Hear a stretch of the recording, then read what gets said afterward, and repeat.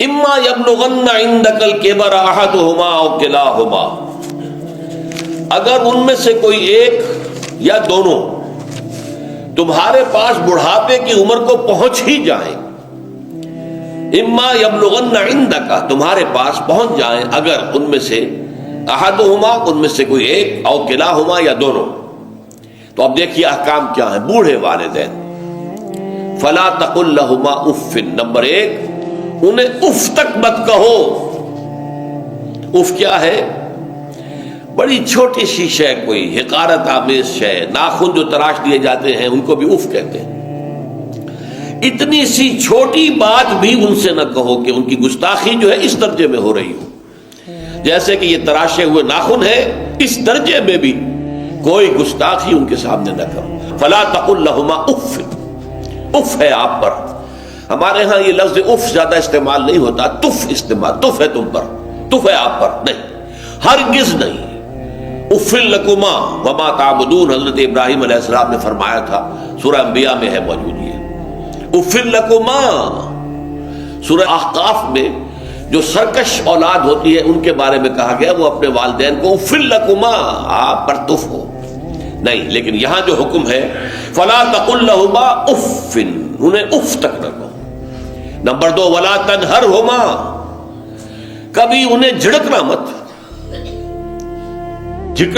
اما السائل فلا تنہر، سورۃ الضحیٰ جو ہے اس کی جو آخری آیت ہے، تو کسی کو جھڑک دینا، کسی سائل کو جھڑکنا نہیں ہے۔ اگر نہیں کوئی دے سکتے تو آپ شرافت کے ساتھ اسے معذرت کر لیں، بس اللہ اللہ خیر صلی اللہ بھی معاف کیجئے، بس جھڑکو مت۔ ولا تنہرہما۔ نمبر تین وَقُلْ لَهُمَا قَوْلًا كَرِيمًا، ان کے ساتھ گفتگو کرو بڑے ادب کے ساتھ، ان کا احترام ملحوظ رکھتے ہوئے بات کرو، لیکن یہ ہے کہ اس کے اندر احترام ملحوظ ہونا چاہیے، ادب ملحوظ رہنا چاہیے، ایسا نہ ہو کہ ان کے دل کو ٹھیس لگے۔ یہی ہے وہ جو بچہ سا تھا ہماری گود میں کھیلتا تھا، اس کی نجاستیں ہم صاف کرتے تھے، اس کو دودھ ہم پلاتے تھے، اس کو چلنا ہم نے انگلی پکڑ پکڑ کر، آج کل تو خیر اور بہت سی چیزیں ایجاد ہو گئی ہیں، واکرز ہیں اور کیا کیا ہے، لیکن پہلے کیا ہوتا تھا، والدین ہی انگلی پکڑ کر چلایا کرتے تھے اور چلانا سکھاتے تھے۔ آج یہ سینہ تان کر بات کر رہا ہے ہم سے، آج یہ اس طریقے سے جو ہے گستاخانہ انداز اس نے ہمارے سامنے اختیار کیا ہے، وہ دل کو ٹھیس لگے گی۔ میں نے اس سے پہلے بھی ایک مرتبہ آپ کو بتایا تھا کہ صرف دو چیزیں ایسی ہیں جن کو محبت اور تعظیم کے انداز میں دیکھنا بھی عبادت ہے، محض دیکھنا اور کچھ نہیں کر رہے آپ۔ ایک خانہ کعبہ، محبت بھرے انداز میں آپ بیٹھے ہوئے، صرف نہ آپ طواف کر رہے ہیں، طواف کریں گے تو اور ثواب ہوگا، آپ بیٹھے ہیں صرف اور دیکھ رہے ہیں، اور اس کے اندر احترام ہے، تعظیم ہے۔ اللہم زد بیتک ھذا تشریفا و تکریما و تعظیما۔ آج جو بھی آج کل جو لوگ، اب تو خیر ٹھیک ہے بات سے آگے نکل گئی ہے، مینا میں پہنچ گئے ہوں گے لوگ، کل تو حج ہو جائے گا انشاءاللہ، لیکن جو حاجی بھی یہ دعا مسنون ہے کہ جب بھی وہ مسجد حرام کے اندر داخل ہوتا ہے اور پہلی مرتبہ نگاہ پڑتی ہے خانہ کعبہ پر، تو فوراً اللہم رب ھذہ البیت زد بیتک ھذا تشریفا و تکریما و تعظیما، اے اللہ اپنے اس گھر کو، اس کی عزت، اس کی تکریم، اس کی تعظیم، اس کے اندر اور اضافہ کرتا چلا جائے۔ تو یہ انسان اگر صرف خانہ کعبہ کو بیٹھ کر دیکھتا رہے تب بھی عبادت ہے، ثواب ہے۔ اور اسی طرح بوڑھے والدین کو محبت بھری نگاہ سے دیکھنا، یہ بھی موجب ثواب ہے کہ دل جو ہے ان کو کہیں کوئی آئینہ قلب جو ہے ان کے احساسات کو ٹھیس نہ پہنچے، اس کا لحاظ رکھنا۔ اما یبلغن عندک الکبر احدہما او کلاہما فلا تقل لہما اف ولا تنہرہما وقل لہما قولا کریما واخفض لہما جناح الذل من الرحمہ، اور ان دونوں کے سامنے اپنے کندھوں کو شفقت کے ساتھ، ادب کے ساتھ جھکا کر رکھو۔ یہ جو ابھی میں نے چند الفاظ کہے تھے کہ سینہ تان کر بات کرنا، یہ ایک انداز ہوتا ہے بات کرنے کا۔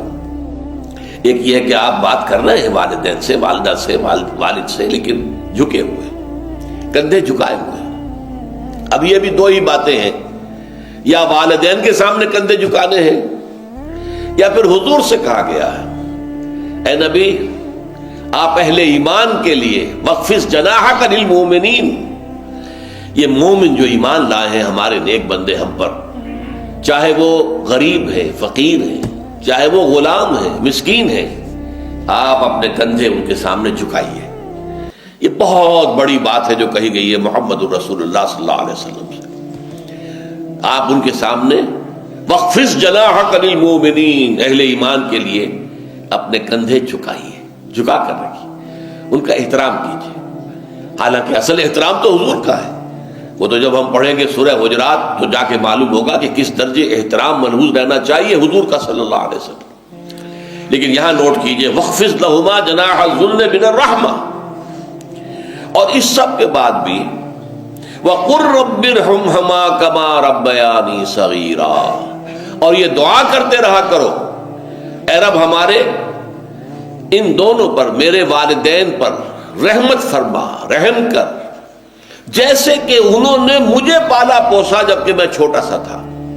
اب دیکھیے یہاں لفظ کیا آیا، ربیانی، رب، اللہ تعالیٰ رب ہے حقیقی، وہ ہے اصل میں پالن ہار، ساری چیزیں اس کی پیدا کردہ ہے۔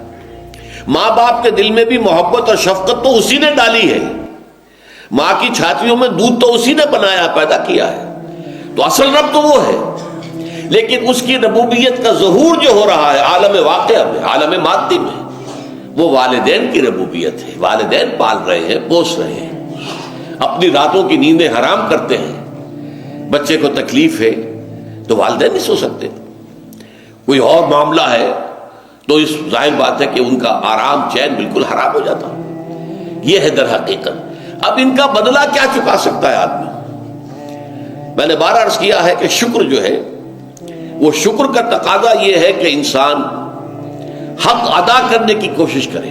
حل جزاء الاحسان الا الاحسان، کسی نے آپ کے ساتھ بھلائی کی ہے تو آپ کو بھی اس کے ساتھ بھلائی کرنی چاہیے۔ لیکن والدین نے جو بھلائی تمہارے ساتھ کی ہے تم اس کا بدلہ کیا دے سکتے ہو؟ اگر تم نے ان کے بڑھاپے میں خبر گیری کر بھی لی تب بھی وہ بدلہ نہیں ہو سکتا کہ جو انہوں نے تمہارے وجود میں آنے اور تمہارے لیے جو مشقتیں جھیلی ہیں، جو ایثار کیا ہے، جو قربانیاں دی ہیں تمہیں پالنے پوسنے کے لیے، اس کا بدلہ نہیں ہو سکتا۔ اس کا بدلہ ایک ہی ہے، اور وہ کیا ہے؟ اللہ سے دعا کیا کرو وَقُلْ رَبِّ ارْحَمْهُمَا كَمَا رَبَّيَانِي صَغِيرًا، پروردگار ان دونوں پر رحم فرما، رحمت نازل فرما، ان کی مغفرت فرما، ان کے درجات بلند کر، ان کی غلطیوں سے درگزر فرما، ان کے گناہوں کو بخش دے، ان کی غلطیوں سے چشم پوشی اختیار فرما پروردگار۔ اور یہ در حقیقت میں تجھ سے درخواست کیوں کر رہا ہوں کہ مجھ پر ان کے احسان کا بہت بڑا بوجھ ہے، ان کے احسانات کا بدلہ میں نہیں چکا سکتا۔ وَقُلْ رَبِّ ارْحَمْهُمَا كَمَا رَبَّيَانِي صَغِيرًا، اور کہا کرو اے رب ہمارے، اے رب میرے ان والدین کے اوپر، بوڑھے والدین پر رحم فرما۔ اور ظاہر بات ہے کہ یہ سلسلہ جو ہے یہ صرف زندگی کا نہیں ہے، ان کے انتقال کے بعد بھی رب ارحمہما کما ربیانی صغیرا، رب اغفر لی ولوالدی وارحمہما کما ربیانی صغیرا، یہ آپ کی نمازوں کے ساتھ دعاؤں میں مستقل دعا ہو جانی چاہیے کہ اے پروردگار میری بھی بخشش فرما دے، مجھے بھی بخش دیجو، اور پھر میرے والدین کو بھی بخش دیجو، اور ان پر رحمت نازل کیجو جیسے کہ اس نے مجھے پالا پوسا تھا جبکہ میں چھوٹا سا تھا۔ وَقُلْ رَبِّ ارْحَمْهُمَا كَمَا رَبَّيَانِي صَغِيرًا۔ ابھی اس مضمون کا ایک اہم حصہ باقی ہے، اور وہ کیا ہے کہ والدین میں سے والدہ کا مقام جو ہے وہ 3 گنا زیادہ ہے۔ اس پر انشاءاللہ تعالی اب اگلی نشست میں گفتگو ہوگی۔ اقول قولی ھذا واستغفر اللہ لی ولکم ولسائر المسلمین والمسلمات۔